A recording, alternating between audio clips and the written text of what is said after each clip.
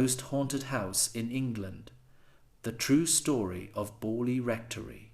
In the quiet countryside of Essex, England, there once stood a house that defied explanation, a place where footsteps echoed in empty halls, where ghostly nuns were seen gliding through moonlit gardens, and where messages from the dead appeared scrawled on the walls.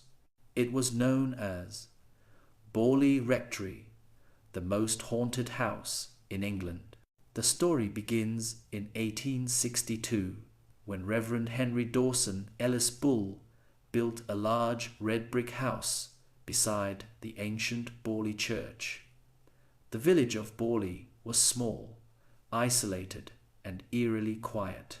Almost immediately, strange stories began to spread.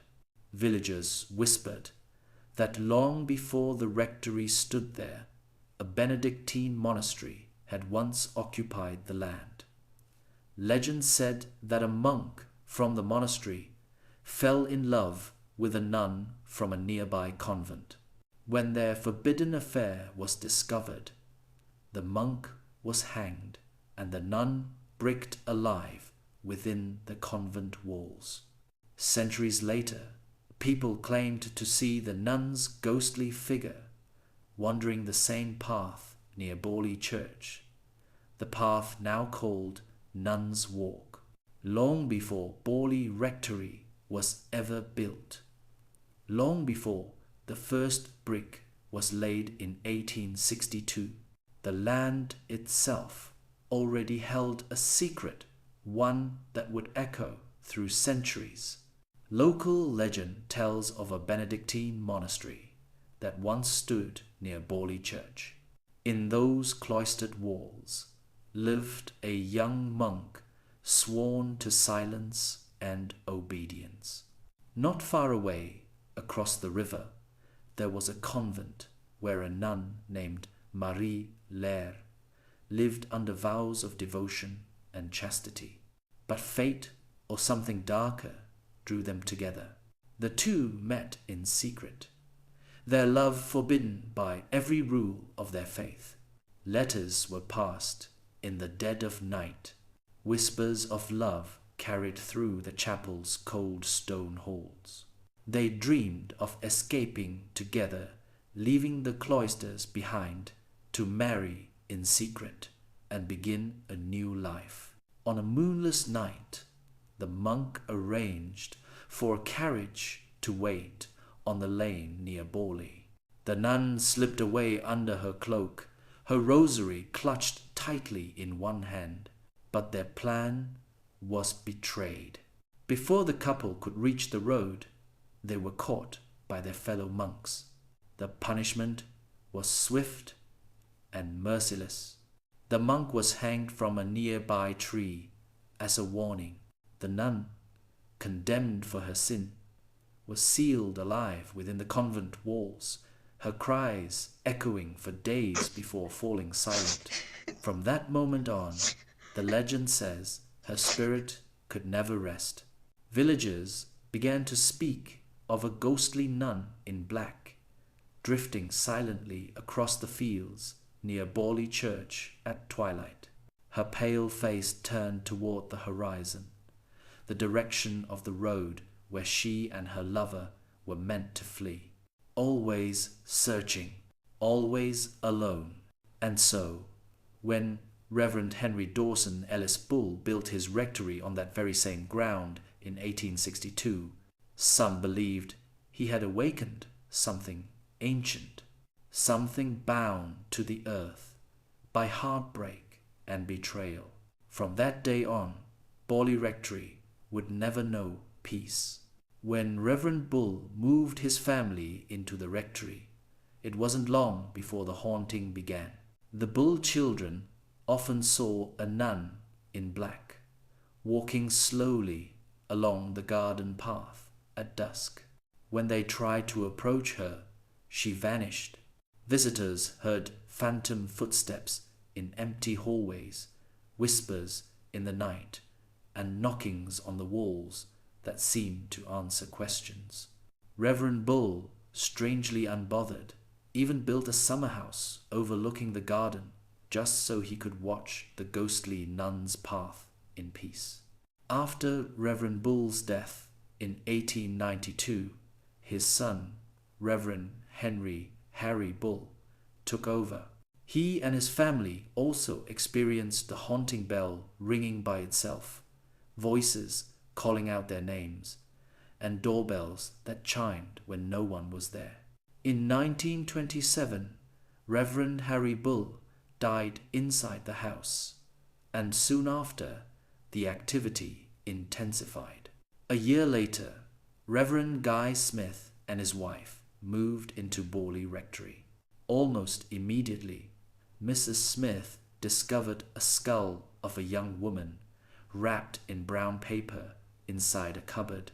Soon after, the sounds began: footsteps, bells, crashing noises, and even mysterious voices calling out their names. Terrified, the Smiths reached out for help, and that's when Harry Price entered the story. Harry Price was a well-known British psychic investigator.